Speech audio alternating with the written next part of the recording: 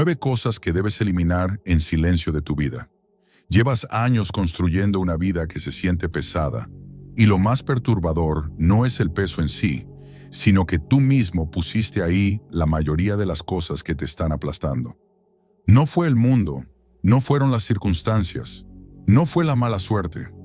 Fuiste tú, cargando opiniones que nunca fueron tuyas, relaciones que nunca te dieron nada, hábitos mentales que adoptaste para sobrevivir un momento difícil y que nunca tuviste el valor de soltar.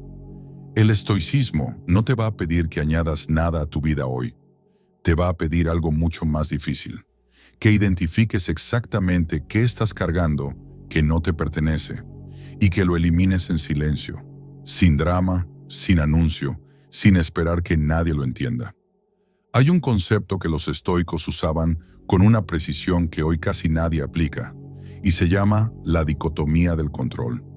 Epicteto, que pasó gran parte de su vida como esclavo y aún así se convirtió en uno de los filósofos más lúcidos de su época, decía que todo en la vida cae en una de dos categorías: lo que depende de ti y lo que no depende de ti.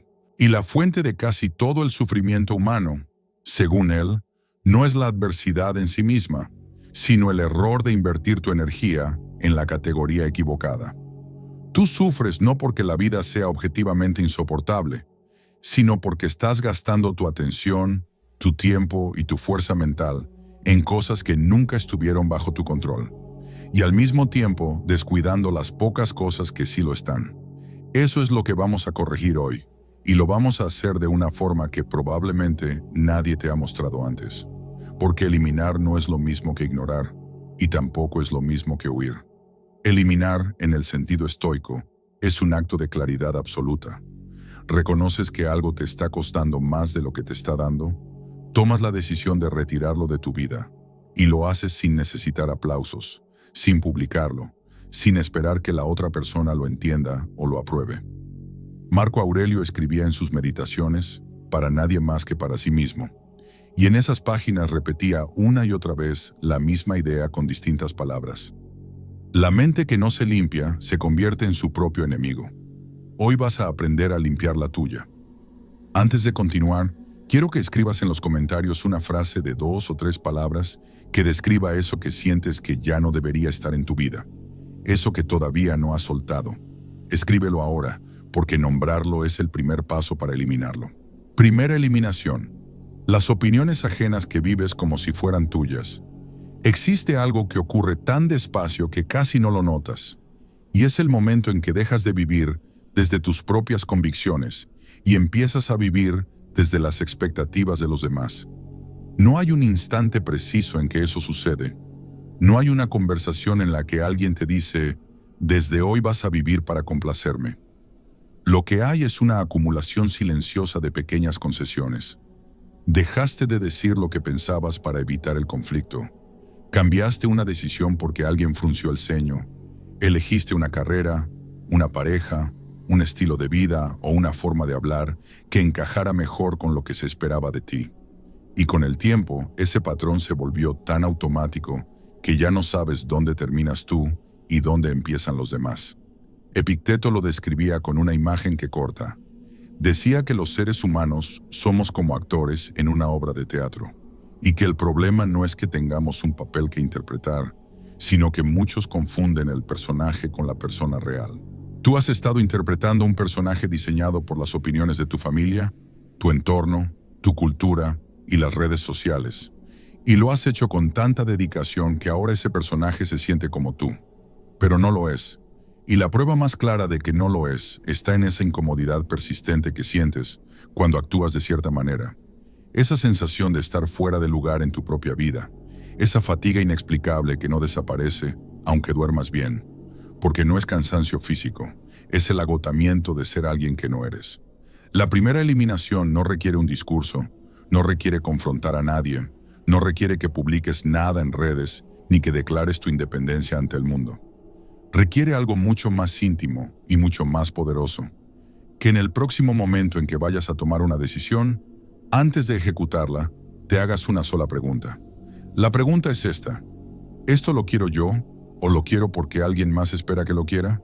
Una pregunta tan simple que parece inútil, pero que si la aplicas con honestidad durante 30 días, va a revelarte cuántas de tus elecciones diarias no son realmente tuyas.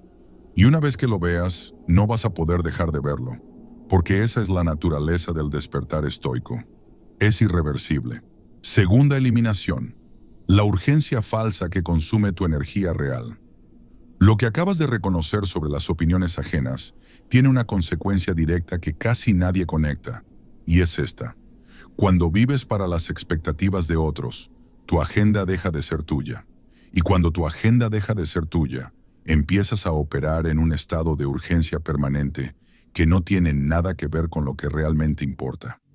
Hay algo que el filósofo y estadista romano Séneca describió en sus cartas a Lucilio con una contundencia que sigue siendo devastadoramente relevante hoy. Todos se quejan de tener poco tiempo, pero actúan como si tuvieran tiempo infinito. Y esa contradicción no es un defecto de carácter, es el resultado directo de haber llenado tu vida de urgencias que no son urgentes. Piénsalo con honestidad. ¿Cuántas veces en la última semana sentiste que tenías que responder un mensaje de inmediato, que tenías que atender algo que en realidad podía esperar, que tenías que estar disponible para alguien que no habría notado tu ausencia, que tenías que revisar una notificación que no cambió absolutamente nada en tu vida real? Esa sensación de urgencia constante no es productividad, es ansiedad disfrazada de responsabilidad. Y lo más cruel de ese mecanismo es que te roba exactamente el tipo de tiempo y atención que necesitas para las cosas que sí transforman tu vida. El pensamiento profundo, la reflexión, la planificación deliberada, la presencia real con las personas que amas. Los estoicos hacían algo que hoy llamaríamos gestión de atención, pero que ellos simplemente llamaban vivir con propósito. Marco Aurelio comenzaba cada mañana con una práctica que consistía en identificar cuál era la tarea más importante del día, no la más urgente, sino la más importante, y protegía esa tarea con la misma ferocidad con que un soldado protege su posición. La segunda eliminación es simple en su enunciado, pero brutal en su ejecución. Tienes que eliminar de tu vida la tiranía de lo urgente que no es importante. Tienes que aprender a dejar que algunas cosas esperen, que algunos mensajes no sean respondidos de inmediato, que algunas personas esperen tu atención hasta que tú hayas atendido primero lo que realmente construye tu vida. Y cuando lo hagas, vas a descubrir que el mundo no se derrumba, pero tu claridad mental sí va a multiplicarse de una forma que no esperabas. Tercera eliminación. La queja disfrazada de conversación. Hay una forma de relacionarse con el mundo que parece completamente normal, porque todo el mundo la practica, y que sin embargo es uno de los venenos más lentos y efectivos que existen para la mente humana. Se llama la queja habitual, y no me refiero a señalar un problema con la intención de resolverlo. Eso es legítimo y necesario. Me refiero a esa modalidad específica de conversación en la que describes lo mal que está algo sin ninguna intención real de cambiarlo, donde el acto de quejarse no es el preludio a la acción, sino el sustituto de ella. Esa forma de queja es adictiva porque libera una pequeña dosis de alivio emocional inmediato.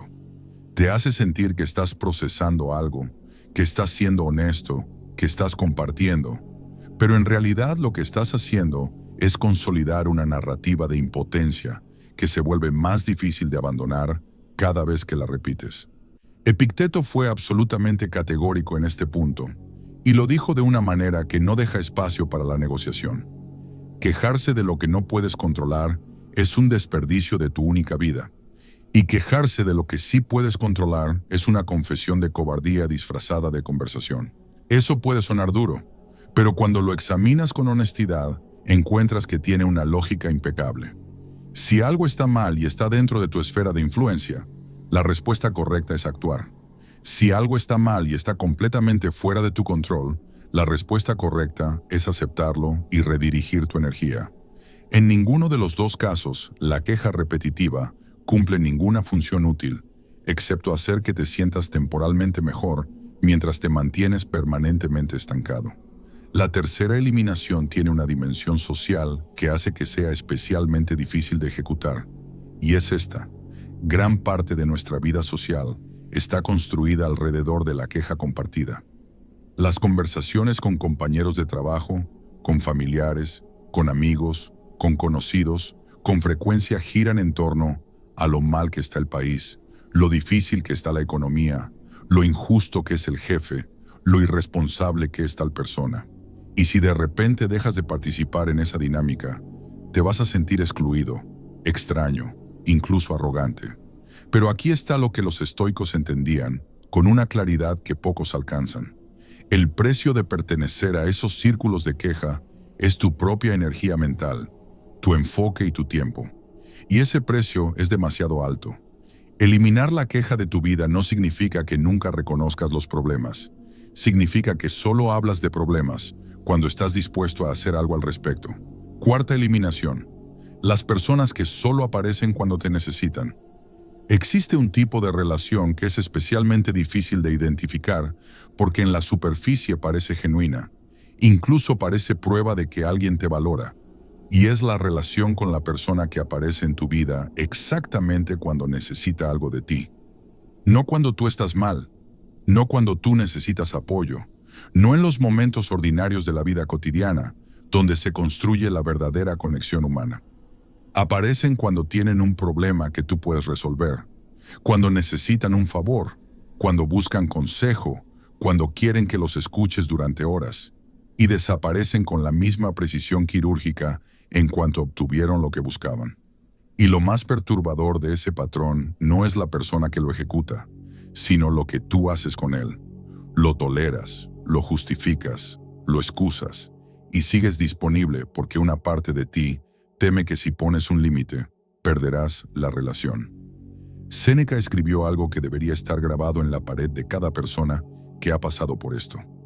Sé muy cuidadoso con quien llamas amigo, porque la amistad verdadera implica una igualdad de dar y recibir que la mayoría de las relaciones nunca alcanzan. Los estoicos entendían que el tiempo y la energía son los recursos más finitos que tienes, más que el dinero, más que la salud en muchos casos, porque el tiempo que gastas nunca regresa.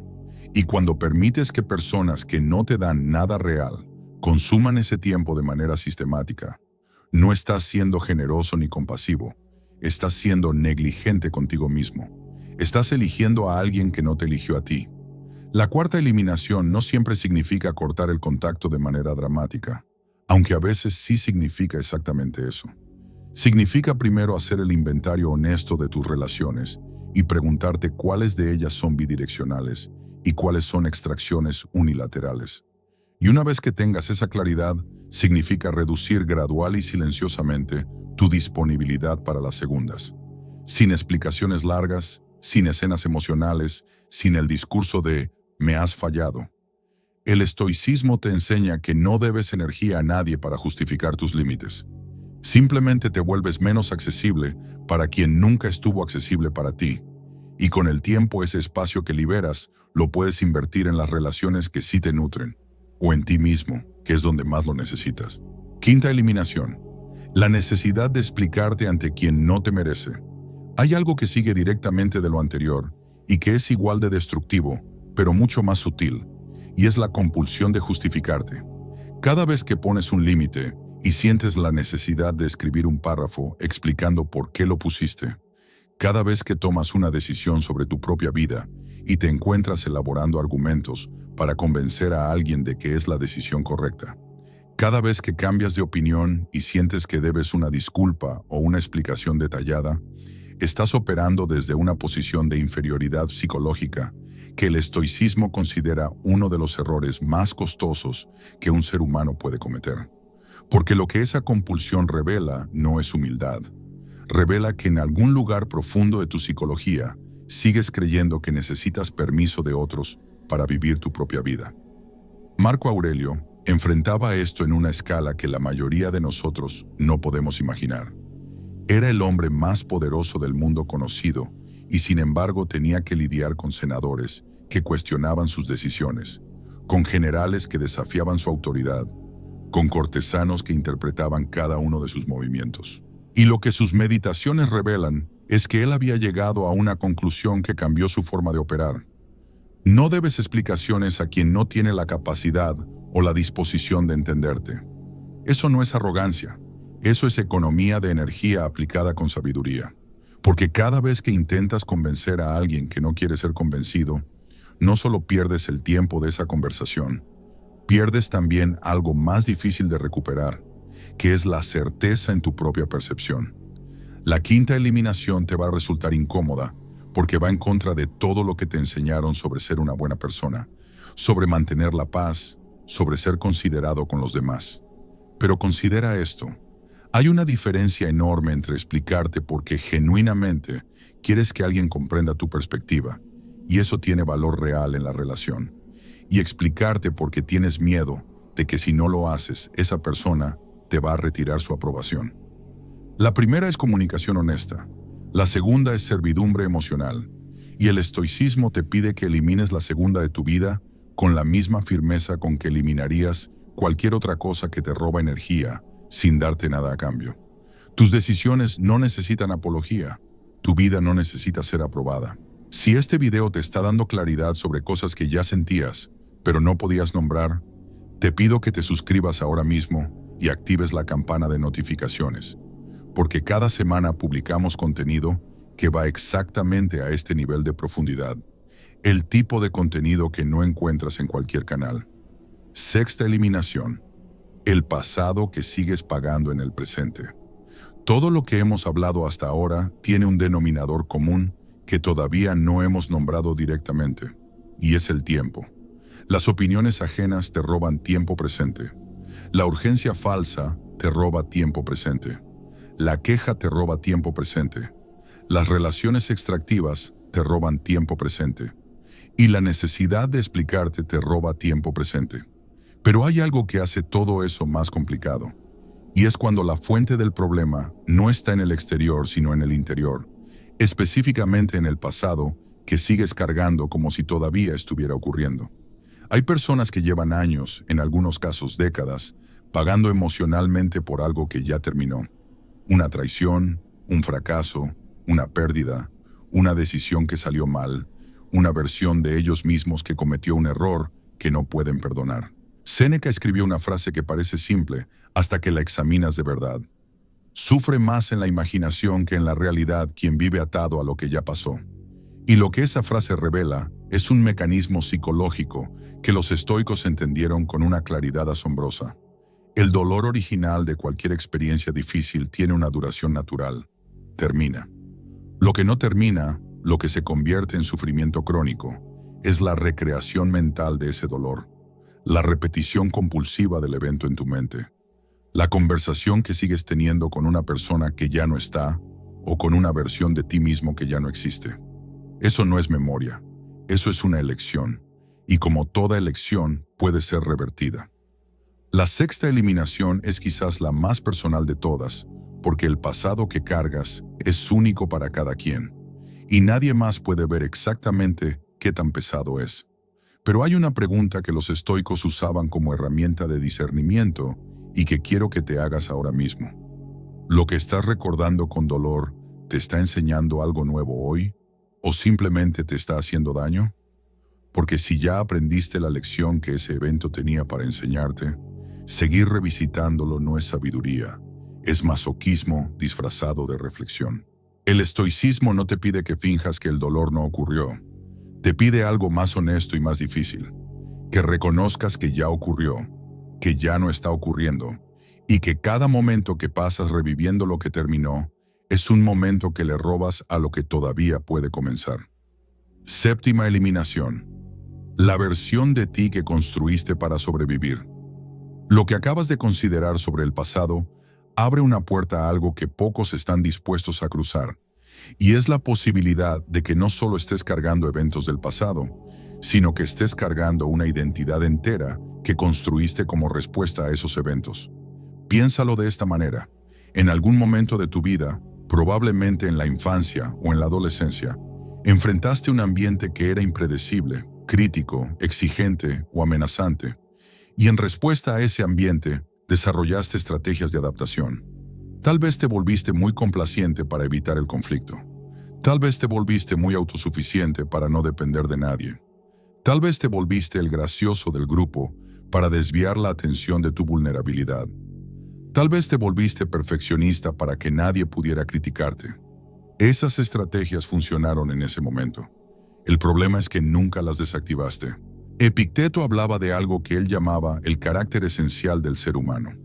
La parte de ti que existe independientemente de tus circunstancias, independientemente de lo que te hicieron o de lo que hiciste para sobrevivir. Y su argumento era que la mayoría de las personas nunca llega a conocer esa parte porque está enterrada debajo de capas de adaptaciones, máscaras, mecanismos de defensa y personajes construidos para funcionar en ambientes que ya no existen. Llevas años siendo la versión de ti que aprendiste a ser, y esa versión tiene habilidades reales y ha logrado cosas reales, pero también tiene límites que no son tuyos, miedos que no nacieron contigo, y una forma de relacionarte con el mundo que ya no refleja quién eres, sino quién tuviste que ser. La séptima eliminación es la más profunda de todas las que vamos a explorar hoy, y también la más delicada, porque no puedes simplemente decidir eliminar una identidad como si fuera una aplicación que desinstalas de tu teléfono. Lo que sí puedes hacer, y lo que el estoicismo propone como práctica, es comenzar a observar esa identidad desde afuera con la misma objetividad con que observarías a cualquier otra persona. Cuando reacciones de una manera que te sorprenda, cuando evites algo sin una razón clara, cuando sientas esa compulsión automática de complacer, controlar, esconderte o perfeccionar, haz una pausa y pregunta: ¿esto viene de quién soy o de quién aprendí a ser para sobrevivir? Esa pregunta, repetida con honestidad durante el tiempo suficiente, va a empezar a crear una distancia entre tú y el personaje que llevas años interpretando. Y en esa distancia es donde comienza la libertad real. Octava eliminación: el confort que te paraliza sin que lo notes. Hay algo paradójico que ocurre cuando empiezas a soltar las capas que hemos descrito hasta ahora, y es que en ese proceso de eliminación te encuentras con una resistencia que no viene del exterior, sino del interior más profundo. No es miedo al fracaso, no es miedo al rechazo, es algo más primitivo y más poderoso. Es el miedo a abandonar lo conocido. El confort, en su forma más traicionera, no se presenta como lujo ni como placer, se presenta como normalidad. Es la forma en que llevas años haciendo las cosas, el nivel de esfuerzo al que estás acostumbrado, el tipo de conversaciones que tienes, el rango de experiencias que permites en tu vida. Y todo eso se siente como tú, se siente como tu personalidad, se siente como tu forma de ser, cuando en realidad es simplemente el territorio que tu sistema nervioso aprendió a considerar seguro. Marco Aurelio escribió algo que debería perturbarte si lo lees con atención real. Es vergonzoso que la mente se rinda antes que el cuerpo. Y lo que esa frase señala es un fenómeno que los estoicos observaban con frecuencia.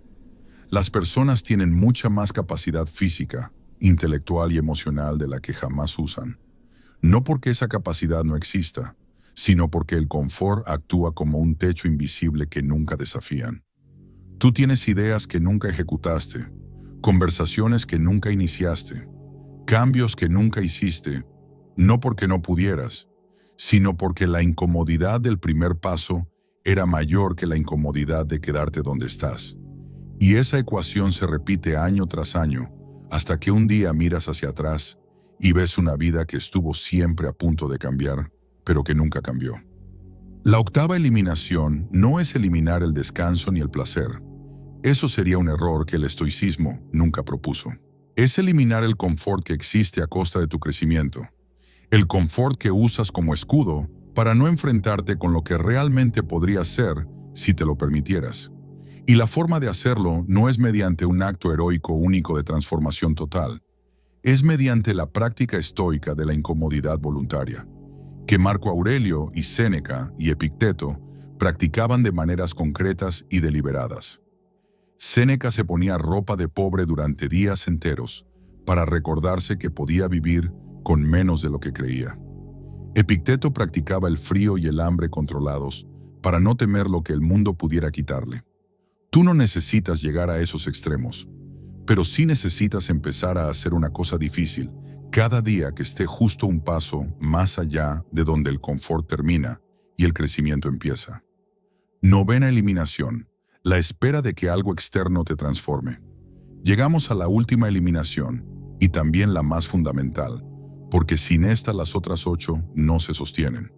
Hay algo que opera como un programa de fondo en la mente de la mayoría de las personas, y es la creencia de que el cambio real va a llegar desde afuera, que va a llegar cuando cambies de trabajo, cuando llegue la persona correcta, cuando tengas más dinero, cuando empiece el lunes, cuando terminen las vacaciones, cuando los hijos crezcan, cuando las cosas se estabilicen, cuando el momento sea el adecuado.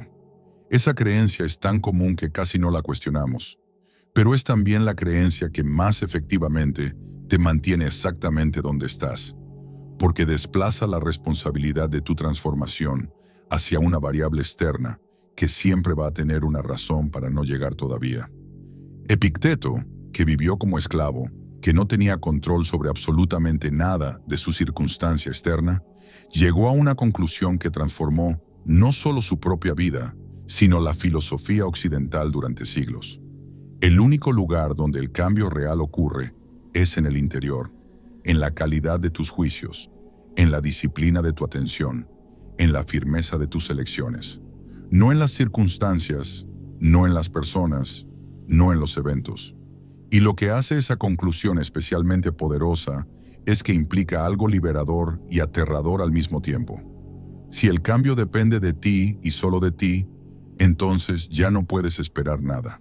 Pero tampoco necesitas esperar nada. Puedes empezar ahora mismo, con lo que tienes, desde donde estás, sin ninguna condición adicional. La novena eliminación es eliminar la espera como modo de vida. No la planificación estratégica, no la paciencia inteligente, sino esa espera pasiva y ansiosa que te tiene mirando hacia el futuro con la esperanza de que algo llegue a salvarte de tu situación presente. Porque mientras esperas que algo externo te transforme, la vida real está ocurriendo exactamente ahora, en las decisiones pequeñas que tomas o dejas de tomar hoy, en la calidad de atención que le das a las personas que tienes frente a ti hoy, en la honestidad con que te hablas a ti mismo hoy. Los estoicos no tenían una filosofía del futuro glorioso que llegará algún día. Tenían una filosofía del presente radical, del momento actual como el único territorio donde la vida y la transformación son posibles. Todo lo que hemos recorrido hoy apunta hacia una pregunta que probablemente ya está formándose en tu mente, y es esta. Si elimino todo eso, ¿qué queda? Es una pregunta legítima y también una pregunta que revela algo importante sobre el miedo que tenemos a soltar, porque implica que necesitamos que algo llene el espacio para sentirnos seguros. Pero los estoicos tenían una respuesta a esa pregunta que era a la vez más simple y más profunda de lo que esperamos. Lo que queda cuando eliminas las opiniones ajenas, la urgencia falsa, la queja, las relaciones extractivas, la necesidad de explicarte, el pasado que cargas, la identidad de supervivencia, el confort paralizante y la espera pasiva, lo que queda eres tú. No la versión editada, no la versión adaptada, no la versión diseñada para encajar. Tú. Y ese tú tiene una característica que los estoicos consideraban el bien más valioso que un ser humano podía poseer, y que Epicteto llamaba la hegemonicón, que es la parte gobernante del alma, la facultad de elegir tu respuesta ante cualquier circunstancia. Esa facultad no puede ser quitada por nadie, no puede ser contaminada por nada externo, existe independientemente de todo lo que ocurre afuera de ti, pero puede estar oscurecida, puede estar enterrada debajo de todas las capas que hemos descrito hoy. Y cuando está enterrada, tú funcionas en modo reactivo, movido por fuerzas que no controlas, viviendo una vida que se siente ajena. Cuando la desenterras, algo cambia de manera fundamental. Te vuelves el autor de tu experiencia en lugar del personaje que reacciona a ella. El silencio que menciona el título de este video no es el silencio del que no tiene nada que decir. Es el silencio del que ya no necesita el ruido para sentirse vivo. Es el silencio de quien eliminó lo que no le pertenecía y descubrió que ese espacio vacío no era pérdida sino claridad. Marco Aurelio lo practicaba en medio del caos de gobernar un imperio. Epicteto lo practicaba en medio de la esclavitud. Séneca lo practicaba en medio de la riqueza y el poder y la inestabilidad política que amenazaba su vida. Ninguno de ellos tenía circunstancias fáciles. Ninguno operaba desde un lugar de comodidad garantizada. Pero los tres entendieron que la vida no se trata de acumular, se trata de destilar, de quedarte con lo esencial, de eliminar en silencio todo lo que te aleja de quien realmente eres. Y eso, exactamente eso, es lo que tienes el poder de empezar a hacer hoy.